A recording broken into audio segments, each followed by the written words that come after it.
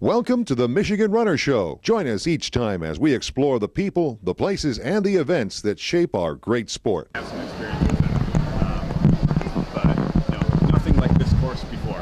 So I'm really looking forward to the challenge of the New York course and the competitive field that still will be. Do you feel like New York half just helped you? Because you've run that much, right? Yes, I did that one time.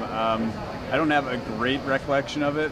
And that might just be me blocking my memory because it went really badly. It is still experience regardless. I've gone through and watched a previous broadcast, and I've watched New York a lot over the years. So, I have a general idea alongside, elevation chart. I'm a student of the sport. I'm still trying to study up as much as I can and, be as, experienced in a way as I can be for a course that I ultimately haven't run before. Yeah. You can be in the film room and track too. It's not just for ball sports. Yes, you can still be in the film room, absolutely, yeah.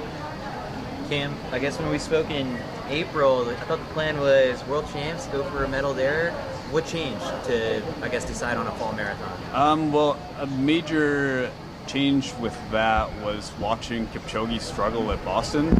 Honestly, I watched that and went, that could be me. Like, I also haven't taken on a course like Boston, like New York, before something like the Olympics, which is going to be an even more difficult course. I think the elevation change is like double Boston.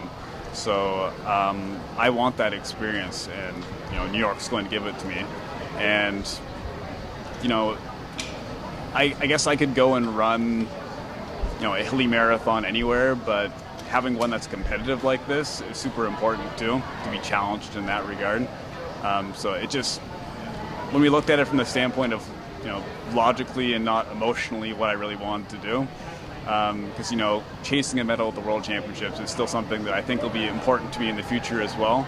But what makes sense being ready at the Olympics was this race and having the opportunity to run another major. It just made sense. Not an easy decision, but one that I'm, very glad that I made.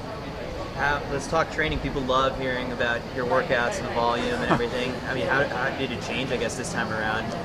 We converted a lot of the easy mileage to hillier stuff, and that was a very difficult change because I run a lot of mileage, and so even converting, like half of it is still a pretty rough change for me. But I had a lot of time to do it, and I'm very happy with where I'm at with it now. So that was sort of the major thing. There's always, changes that my coach is making to, make training not be stale, kind of have a new adaptation to it.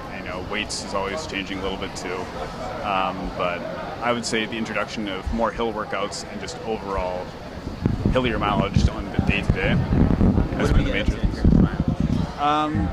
It's probably about the same as before Eugene, which was still about the 170 to 180 miles a week. I track everything in time. I guess we talked about this before. And so I'm not getting to the end of the week and adding it all up. But the method and the weekly plan is still the same. So the mileage should still basically be the same as well. Yeah. Is this doubles, singles, triples? I do triples, yeah. I triple 3 or 4 times a week, and then I double 2 times a week as well. What's the timing on a triple usually look like? Like time of day? Time of day doing each part of it? Yeah, just okay. when you run. Yeah, usually 9 or 10 a.m. for the first run, 3 p.m. for the second one, and then 8 o'clock at night for the last one. And that one's on a treadmill, and I have it set up at altitude, the treadmill. So I'm getting that. I live in Portland, Oregon, so there's no altitude there. So, without going to training camps, it's kind of my way of still getting that adaptation. What are you doing between those runs? It depends on the day, but often there's either weights, there's sleep, there's just the day-to-day stuff that you have to do just to, exist as an adult. I don't get to just avoid all of that, so I'm still pretty busy through the day. If we have usually 2 or 3 hours through the evening when my wife is back from work as well, watch some Netflix, role play, some video games, whatever, if we're able to. But in the depths of marathon training, it feels like there's no energy to even really do that. It's just like, what do you want to do? I don't know. And it's an hour of just like trying to figure something out and then just napping before I have to run again. So